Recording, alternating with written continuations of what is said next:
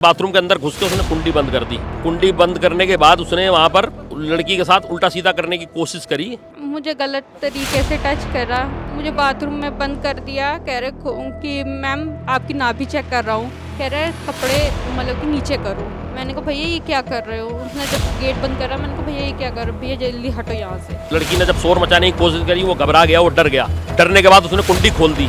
कुंडी खोलने के बाद उसने लड़की को धमका दिया, कुछ बोलेगी तो मैं ये कर दूंगा, वो कर दूंगा, इंजेक्शन लगा दूंगा उल्टा सीधा। वो अपने हस्बैंड को मैसेज करने लगी, आ जाओ, ये मेरे साथ गलत करने की कोशिश करी इसने, ये मेरे पीछे पड़ा हुआ है, ये उल्टी सीधी हरकतें कर रहा है, कभी यहाँ छूता है कभी वहाँ छूता है। तो उसके हस्बैंड ने मुझे बुलाया, वो मेरे पास भागा भागा आया।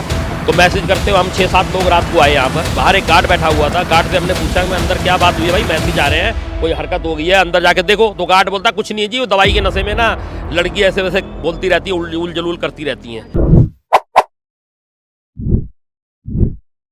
नमस्कार, मैं पूनम और आप देख रहे हैं झलको दिल्ली। जहां देश में एक स्लोगन चल रहा है बेटी बचाओ बेटी पढ़ाओ, वहीं पर महिलाएं अस्पतालों में भी सुरक्षित नहीं है। जी हां, मैं इस समय मौजूद हूं छावनी सार्वजनिक चिकित्सालय पे, जहां अभी एक महिला भर्ती है आईसीयू में। बताया जा रहा है उसके शरीर में जो है खून की कमी है। बताया जाता है महिला के सिर में दर्द था और शरीर में ऐंठन थी। ऐसे में परिवार जो है दादा देव अस्पताल ले जाता है। दादा देव अस्पताल से उसे दीनदयाल रेफर किया जाता है। दीनदयाल में उसकी कोई जाँच नहीं होती है, कोई ट्रीटमेंट नहीं होता है। मेरा कहना नहीं, परिवार वालों का कहना है ऐसा। उसके बाद जो महिला को छुट्टी कर दी जाती है दीनदयाल से, और शाम को उसके बाद वैसी ही हालत हो जाती है महिला की।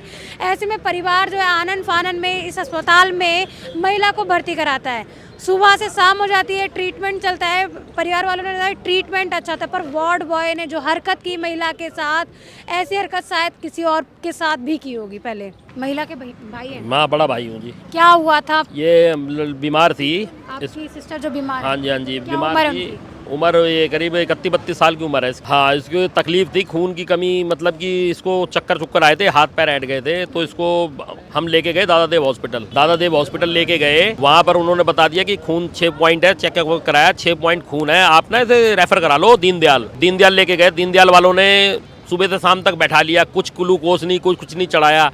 पहले बोलते खून ले देना पड़ेगा, हमने खून का इंतजाम सुबह से शाम तक करने लग गया। बहुत डोनर्स थे, हमने खून मांगा कि भाई नंबर भी दिए, खून इतने चाहिए। तो सारे खून देने के लिए लड़के सब तैयार थे कि खून हम दे देंगे, तो खून देने के लिए सब तैयार थे। मगर जब भी दीनदयाल हॉस्पिटल वालों ने कोई खून नहीं लिया।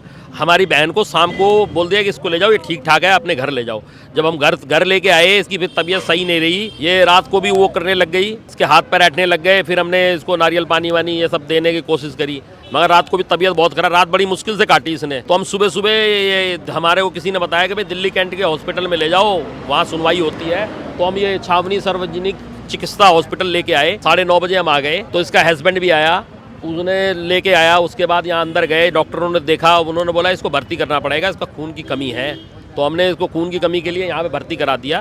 तो हमारे तो दवाई लिख दी, हम बाहर से दवाई लाते रहे, जो इन्होंने भी दी, कुछ दवाई हमने भी खरीदी अपनी, वो दवाइयाँ देते रहे, उसको चढ़ती रही। रात हो गई जी, सुबह से शाम हो गई, शाम से रात हो गई। रात को हम लोग खाना वाना उसको देने आए। 9:30-10 बजे करीब मैं आया यहाँ पर। 10 बजे तक, 11 बजे तक हम यहाँ पर थे। हमने उसको खाना पीना दिया, ठीक है। उसके बाद वो वार्ड बॉय था जो यहाँ पर था, उसने ये बोला कि भाई यहाँ पर ना बच्चे नहीं रुकेंगे, आप लोग यहाँ पे मत रुको, सबको हम भेज देते हैं, कोई नहीं रुकेगा यहाँ पर, आप घर जाओ, हमारी जिम्मेवारी है, सब कुछ हम देखेंगे। हम लोग जब भी आनाकानी करते रहे, नहीं भी आपको, हमारे को उसने रुकने नहीं दिया। हम घर चले गए। एक लेडीज रुकी हुई थी, वो किसी जिनके पैर से चला नहीं जाता, खाली वो लेडीज थी लेटी हुई, और एक गार्ड भी था उसी वार्ड में। हाँ, उसी वार्ड में बाहर। उसी लेडीज़ को हमने बोल दिया कि मैडम अगर कोई दिक्कत होगी तो आप इसको देख लेना, हमारी बहन है छोटी, थोड़ा ख्याल रखना। हमने उनको फ़ोन नंबर दे दिया। वो बेचारी बाहर लेट गई। अब वो लड़की जो अंदर सोती रही, उसको इलाज होता रहा। उसके बाद रात हो गई, तो वो वार्ड बॉय आया, उसने सबके पर्दे बंद कर दिए। पर्दा बंद करने के बाद उसको चेकअप करने लग गया।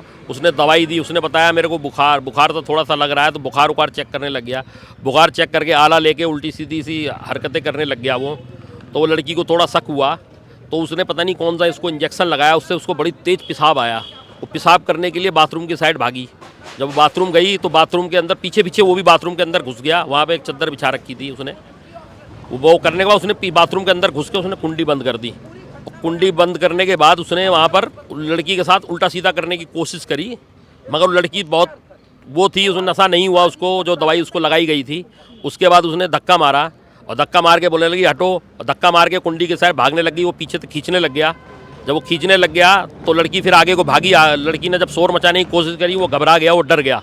डरने के बाद उसने कुंडी खोल दी। कुंडी खोलने के बाद उसने लड़की को धमका दिया, कुछ बोलेगी तो मैं ये कर दूंगा, वो कर दूंगा, इंजेक्शन लगा दूंगा उल्टा सीधा। ये वो लड़की हमारी घबरा गई। घबराने के बाद लड़की लेट गई। लेटने के बाद वो रोने लग गई। रोने के बाद उसने हमारे को रात को करीब 2 बजे करीब में मैसेज करना चालू कर दिया व्हाट्सएप पे।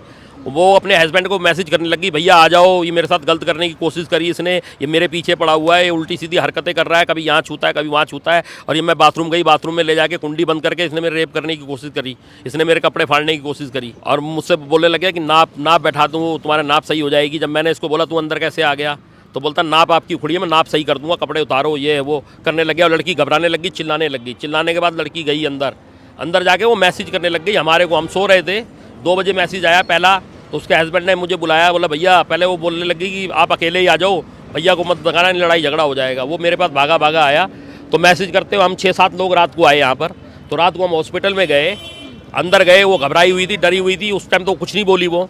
और ये बाहर एक गार्ड बैठा हुआ था। गार्ड से हमने पूछा कि मैं अंदर क्या बात हुई है भाई, मैसेज आ रहे हैं, कोई हरकत हो गई है, अंदर जाके देखो। तो गार्ड बोलता कुछ नहीं है जी, वो दवाई के नशे में ना लड़की ऐसे वैसे बोलती रहती है, उल जलूल करती रहती हैं। ये बहुत पेशेंटों के साथ होता है, मैं रोज़ देखता रहता हूँ।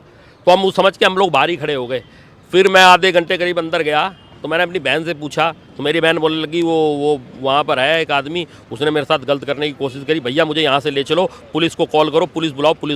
तो गार्ड वार्ड ने बोला कोई पुलिस मत बुलाओ, कुछ नहीं है, कोई हरकत नहीं है, दवाई के नशे में ऐसा बोल रही है। तो हम चुपचाप गार्ड डॉक्टर है? हाँ जी, वो यहाँ पर तो गाड़ी को डॉक्टर बना रखा है। और वो डॉक्टर है, वो भी आला लेके चेक कर रहा है, वार्ड बॉय उसको डॉक्टर बना रखा है। डॉक्टर आराम से सो रहे, आराम कर रहे। एक लेडीज़ भी थी, मगर लेडीज़ भी वहाँ हमें नहीं दिखी। वो लेडीज़ कहाँ गई रात को हमें कुछ नहीं पता।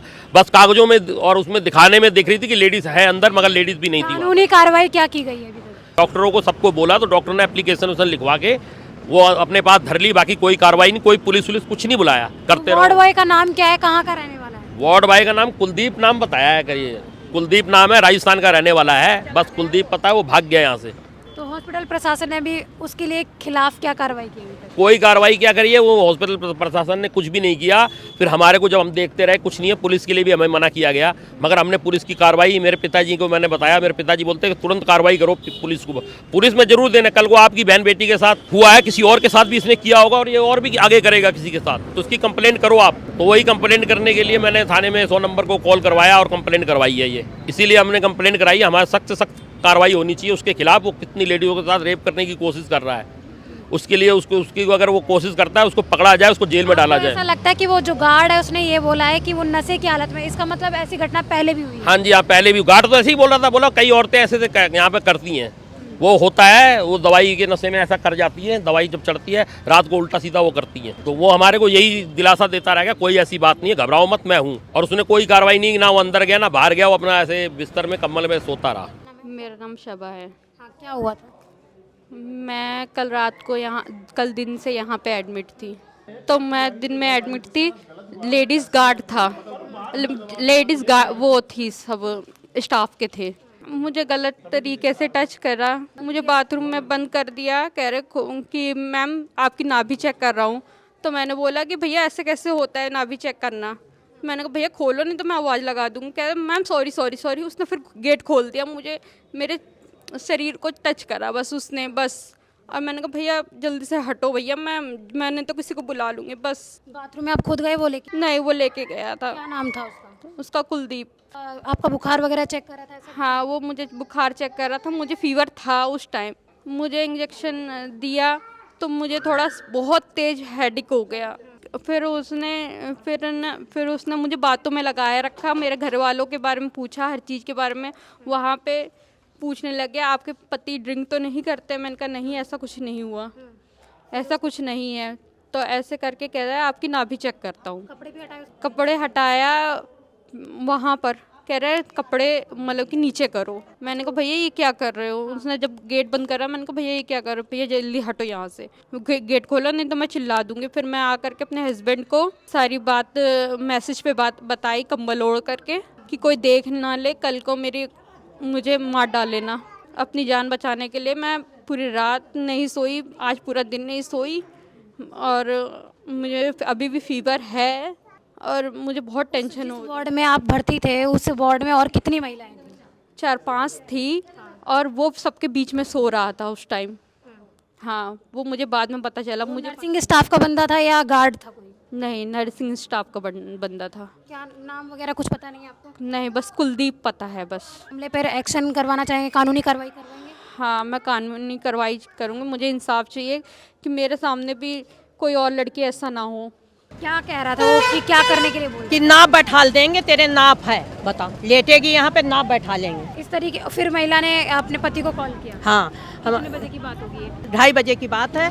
फिर हम लोग, हमारे बच्चे आए तो यहाँ एक बाहर का गार्ड था, वो कहने लगा कोई ऐसी बात नहीं, सब कुछ सही है। तो फिर मेरा दामाद, मेरी लड़के उड़के सब कहने लगे कि शायद मेरी बहन के दवाई चढ़ रही, शायद ऐसे ही बोली होगी। हम लोग विश्वास नहीं करे। जब सुबह आकर देखे और रो रो के बताने लगी, तब जब देखे तो सारी बातें हकीकत थी। तो फिर वो मैसेज कर रही कपड़ा लगा के कि आप लोग आ जाओ, पुलिस लेकर आ जाओ, मेरे साथ कुछ हो जाएगा, मार डालेंगे, कुछ कर देंगे। बाकी लोग जो मरीज हैं उस रूम में कितने मरीज होंगे? महिलाएं कितनी हैं? ज्यादा नहीं है, 3-4 बुढ़िया हैं, 4-5 हैं थे बस, और नर्स वर्स कोई नहीं थी, वही था के। तो उन जो महिलाएं रुकी हैं उनके परिवार से कोई रुका था वहाँ? हाँ, बाहर रुकी थे, 2-3 रुके हैं। तो हम लोग कहने लगे कि हम लोग भी रुकेंगे, कहने लगा वो नहीं, उनकी तो माँ बुढ़िया है, दिमाग की वो है, वो इसलिए रुकी हैं। फिर मेरे बच्चे जब आए तो सारे रुके थे, 4-5 सोए थे। तो फिर इन लोग को पता नहीं। अब ये आदमी से ये थोड़ी बता सकती, आदमी को बता सकती, भाई से थोड़ी बताएगी ये ऐसी बात हुई। तो जब सुबह हम आए तो सारी बातें मेरी बेटी बताई। क्या कारण है कि अस्पताल प्रशासन में ने इस मामले को दबाने की कोशिश की है? परिवार से एक एप्लीकेशन लिखवा ली है कि महिला का इलाज जो है अच्छे से करेंगे और महिला वार्ड में शिफ्ट कर देंगे। ये कदम उससे पहले उठाना चाहिए था या घटना होने के बाद? सोचने का विषय है कि दिल्ली देश की राजधानी में ऐसी बड़ी बड़ी घटनाएं होती हैं और प्रशासन है चुपचाप इन चीज़ों को देखता रहता है। कहाँ तक बेटी सुरक्षित है ये हमें ज़रूर बताइएगा। इसके साथ ही देखते रहे झलको दिल्ली में। कैमरामैन नरेश के साथ पूनम।